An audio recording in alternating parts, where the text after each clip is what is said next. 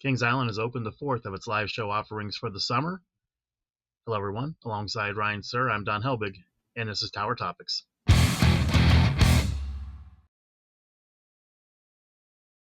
Tower Topics is a podcast by Kings Island fans for Kings Island fans, because that's who we are and that's who we care about. So, Don, this is going to be an episode where I interview you because you got to check out the new Trailblazers X-Treme, because everything's extreme now, like the 90s, which I totally approve of.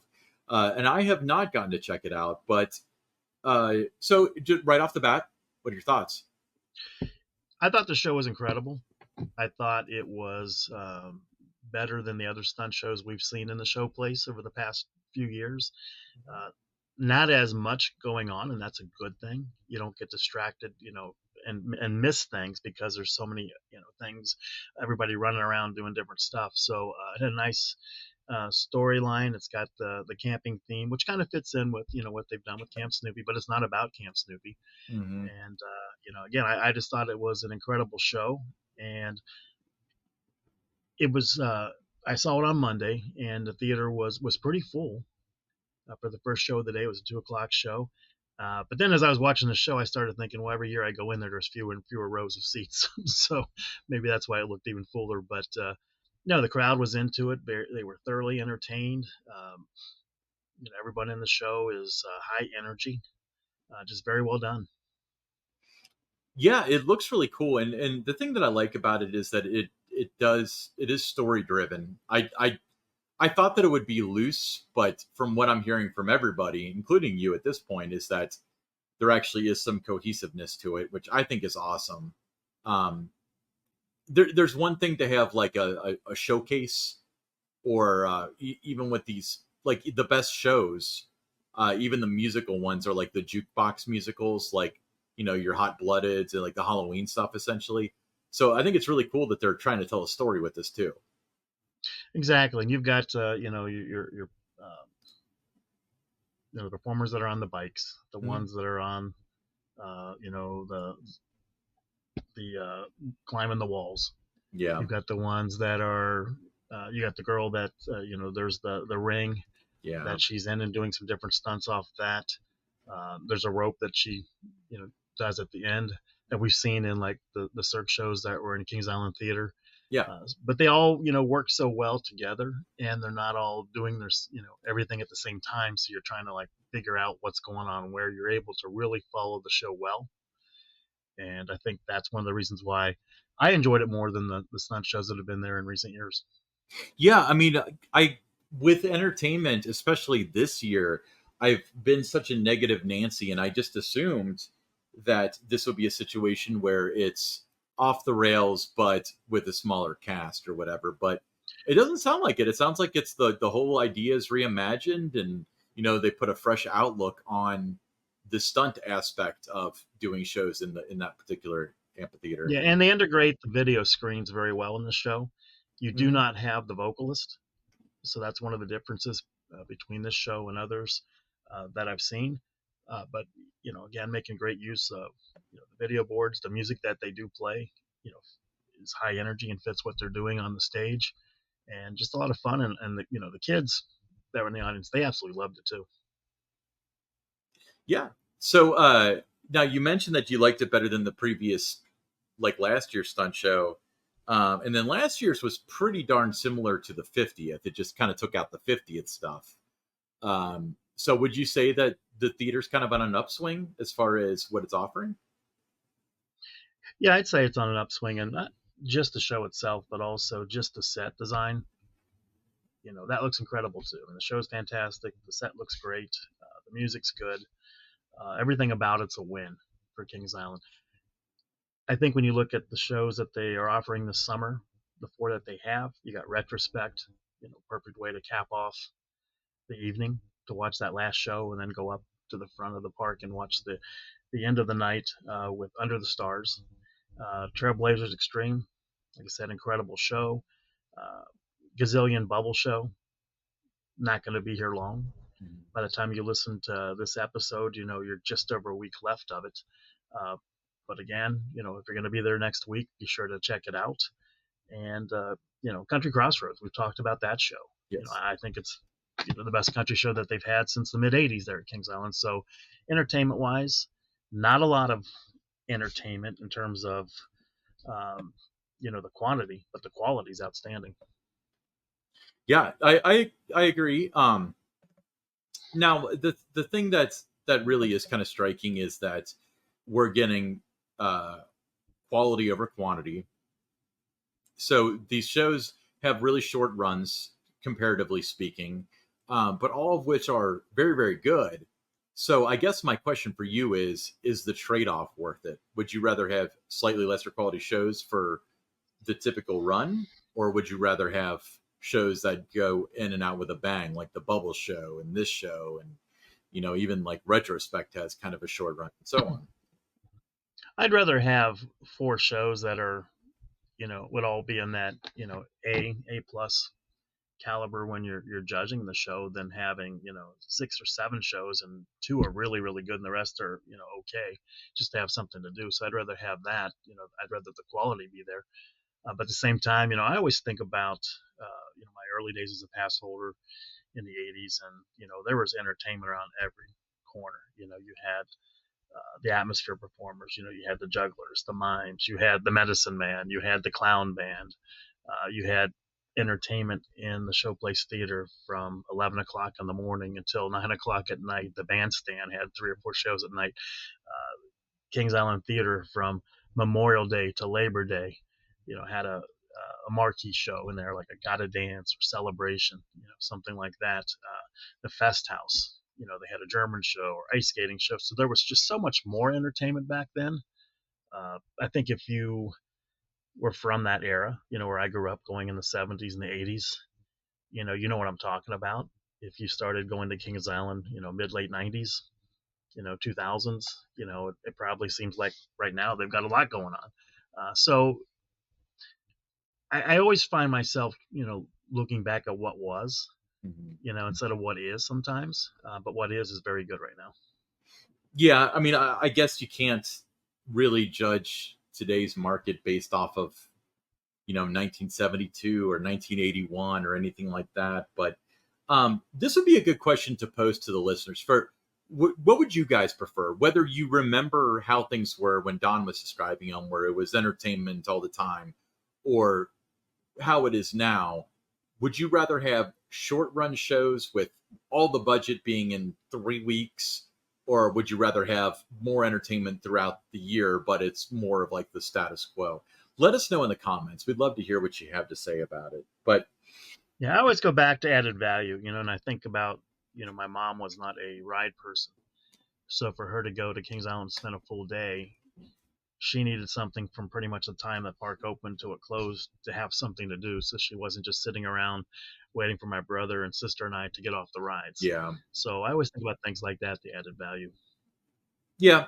Well, and a lot of stuff is has value, and it's very difficult to quantify.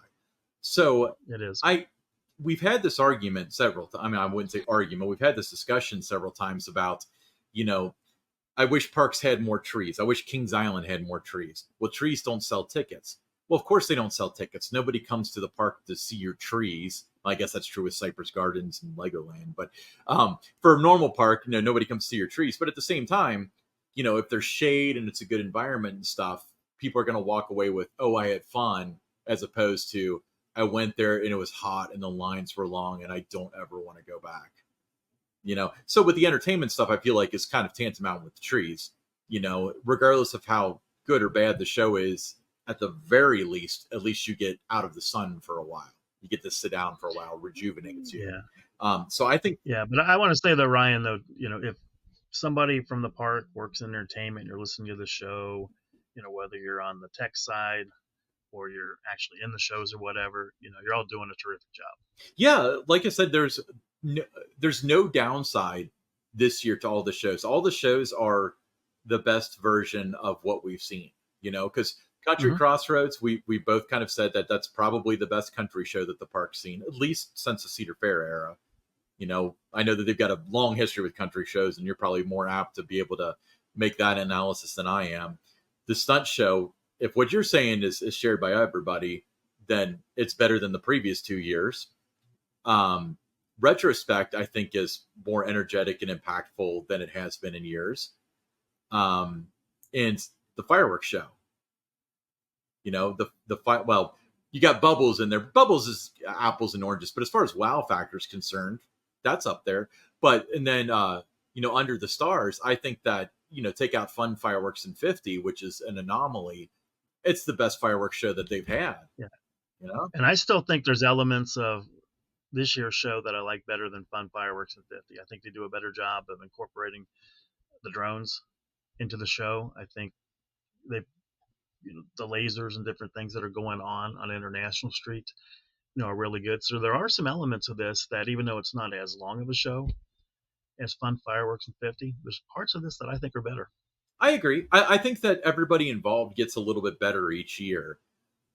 Because even last year, where a lot of people kind of downplayed the show when they had Adventure Awaits, and to be fair to Adventure Awaits and all involved, you were following Fun Fireworks in 50.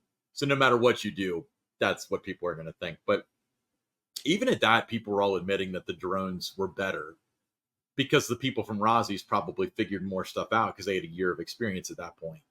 And then, we got the projections and the lasers and all that stuff this year, which looked better than years past. So you're right. I wish we could do Fun Fireworks in 50 using the talent that they have now and the experience they have now. That would be a heck of a show. That'd be wild. Right. Yeah. So, as of this recording, it's about a week left of the Bubble Show, which is kind of a bummer. I've only gotten to see it once, but I'm going to try to catch it again this weekend. Trailblazers X-Treme is open now, and that's in the International Showplace Theater. Country Crossroads is open. Retrospect is open. And check the Kings Island mobile app for the show times for the days that you're there, and make sure you plan ahead. But, Don, if we want to talk about things that are extreme, how do you make a statement with a t-shirt, shall we say? Well, over my shoulder, you'll see the Tower Topics t-shirt. We started selling these a couple months ago, I think.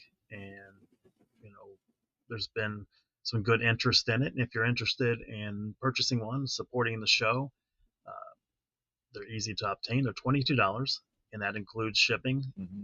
After purchasing the shirt, they get mailed out to you within a matter of days and come in all different size ranges.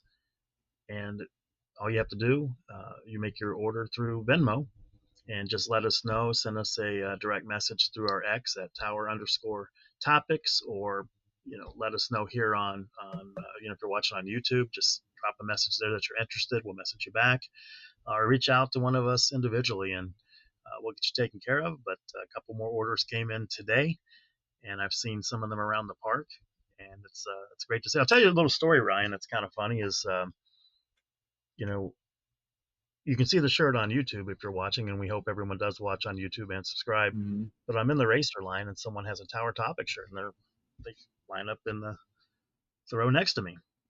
And I said, "Oh, Tower Topic is a fan of the show." And they said, "Oh, I love the show. Those two guys are great. I like how they're candid and they talk about the park." And this he just kind of went on and on. And then I said, I thought he might say, "Oh, you're Don from the show," but no, not at all. And I said, "Well, do you watch it on YouTube?" He goes, No. I listen to it on Spotify on my way to work." So has never seen the shirt. Wouldn't be able to identify you or me in a police lineup, but love the show. It's what we call trust, Don. Blind trust and faith.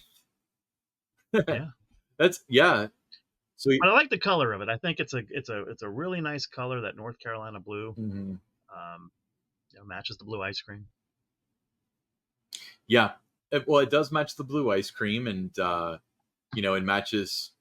I guess I was going to say it matches the logo, but it is lighter than the logo. But yeah, it's definitely pretty dead on to the ice cream. But yeah, $22 including shipping, so heck of a deal. We'd love to see more of those around the park. We see them every day now, and that really kind of makes our day. So we'll be right back. It does. We'll be right back with the listener questions. So the first listener question, that's coming from Mark P., Batavia, Ohio. He says, Don, I enjoy your posts on Facebook and X from your travels to parks like Holiday World, Dollywood, and Kentucky Kingdom, and reading your blog post. You make me want to visit these places. But I have to ask, after all these years you spent at Kings Island, do you feel like somewhat of a traitor, or do you see them as an ex-wife and you're now free to see other women? That question did not turn out. That started in one way, and that did not end the way that I thought it was going to end. But answer the man's question nonetheless. Well, Mark, that's it's probably the no. I do not feel like a traitor. Let's start right there. No, I do not. I always enjoyed going to other parks. Years before I started working at Kings Island, while I was a season pass holder and was at the park 70, 80, 90 times a year, I still made my way around to other parks. I had a Six Flags pass back then, was at Great America in Chicago a lot, Six Flags over Georgia, so I would go to other parks. A trader, not at all. The ex-wife thing and free to see other women, that's one way to put it, I guess. But no, not at all. I just look at it as, I'm having a lot of fun visiting a lot of these different parks, and the parks that I enjoy are all within the region. There are a lot of them are day of kind of trips. You can go to Holiday World in the morning, get back, you're home by midnight. Same thing like with Kentucky Kingdom. You can do Dollywood. I have done it where I've left in the morning and come back the same night, or stay over one night and go multiple days and that. But they're all within that 4 to 5 hour drive tops. Kentucky Kingdom less than 2 hours, Holiday World 3 hours, so Kennywood's 5 hours. So it's just that those parks that I'm going to and writing about just happen to be within the region and easily accessible. Yeah, and we mentioned before that we're very lucky to be in an area where you're within 3, 4, 5 hours of just so many world-class parks. But yeah, and I'm still at Kings Island a lot, so I mean, you're there more than I am. There's no love. There's no love lost with Kings Island. I'm there a lot. Yeah. All right. Thanks for the question, Mark P. So Xander asked, this question is for Don. I've been wondering what your method is for keeping track of all your rides. Do you keep track as the day goes on, or do you write it all up after each day? Also, what's it like keeping track of all your rides? What was it like keeping track of all your rides the 80s versus now? Thanks for your answer. Well, now it's, and I'm not riding to the extreme that I did back in the 80s. There's not those, 30, 40, 50 ride days on the Racer and, 10, 15 on that same day on the Beast and 4 or 5 on the Vortex. And there's not, anything like that. So it's as I go along, I'll just put a little note on my phone, notepad. I'll just write each ride and, what number I'm on for that day. And then I'll come and move it into an Excel sheet when I get back home.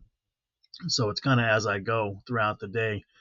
Back in the 1980s, what I did was I had like a little index card, and I would do the little stick figures, and you get the 4 sticks, and then you put a slash through it because you're at 5, and I would do that for the rides as I was riding it. And then at the end of the night, when I got back in my car, the park guide and maps that they would give out as you came through the parking tolls, I would put the date on that, and then on the park map above each of the rides, I would write how many I had that day.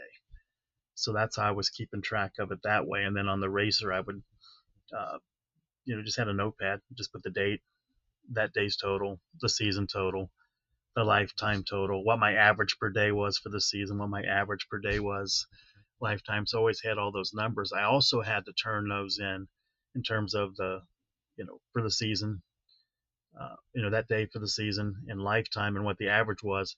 I would go into the marketing office and, slip a piece of paper under the door of Ruth Voss's office. So she had a running tab. So if the media called her or she was talking to the media and, she had an up-to-date number all the time that she could let them know what was going on, but she could also keep the rest of the marketing team informed, where I was as they were planning for different things to kind of pitch to the media. So that's how I did it back then, Xander. Awesome. Great question, Xander. Next one's from Larry G from Goshen, Ohio. He says, I know Don was a PR social media guru at Kings Island. So my question is for Ryan. What do you fashion yourself as? Well, Larry, I fashion myself as a good guy to know. No. So I have a full-time a really good job not in the industry. Um, but so it's kind of irrelevant to what we have going on now. But in the past, I have been a freelance. I've done freelance PR, done freelance social media, all within entertainment, really. Obviously, not ever for Kings Island, but for different outlets, especially in the local Cincinnati area. I had this guy named Bill Mefford, classic PR guy, one of Don's mentors, and he took me under his wing around 2008 or so. And obviously now I'm kind of busy for this sort of thing, but for all through like my 20s and stuff, he, uh, sometimes we get too busy to do things. He's a freelance PR guy, and he would drop stuff at me and write this release, send this out. Can you answer these for me? That sort of stuff, all the trivial part of the PR stuff, and then I did social media. Yeah, this is probably 6 or 7 years ago, longer ago than that, actually, when it was kind of like companies figured out that it was important, but they didn't know how to do it right. So I did that as a contractor for another local entertainment venue. But that's kind of like my history. That's why, obviously my day job now, it's, I'm not, operations director for Six Flags Over Texas or anything like that. But, I don't not know what I'm talking about when it comes to this stuff, and I think Don can attest to that.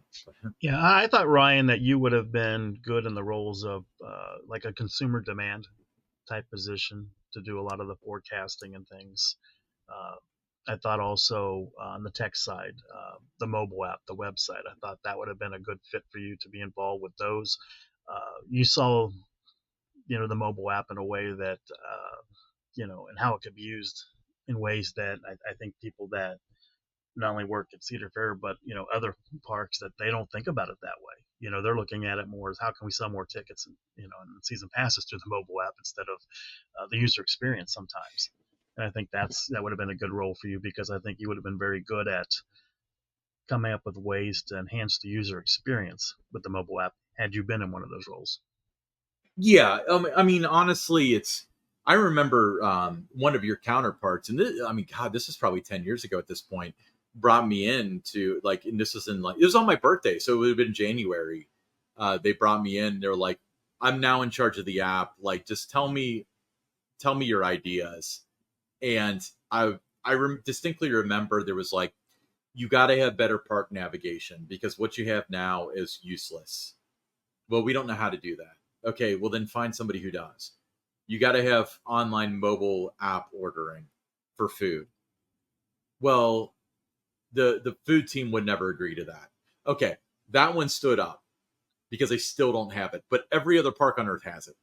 All right, so it was, some of it was kind of a can't do. Not that that was that particular person's fault or anything like that. It was just, that was kind of the attitude towards it, of this is like a very secondary thing. And I think that had they taken my ideas, because I gave them 5 or 6 really, really good mobile app ideas, a lot of which we discussed in episode 2, I think, of the Attractions Group podcast called Building the Perfect Mobile Theme Park Mobile App.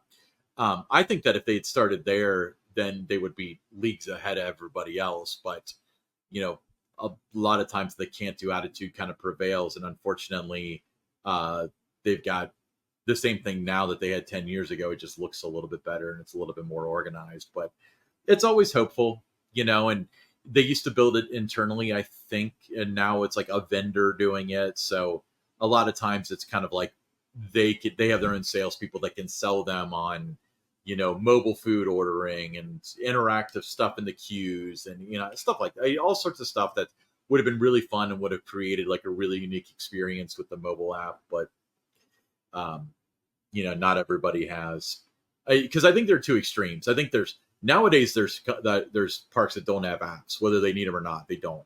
All the way up to Disney, where the app is so complex that it's to a fault, But yeah, so we went from what do you do for a living to what should they put in the Kings Island mobile app. I want the press to know that. But yeah, that's a good question. Yeah, like I said, normal day job, but about a 10 or 15-year history between working with you on the working with you in the air quotes, because I was the KIC guy, which was a very, very good synergy, and working with Bill Mefford and, various people like that. So yes, I've been around the block several times with this stuff. Cool. All right.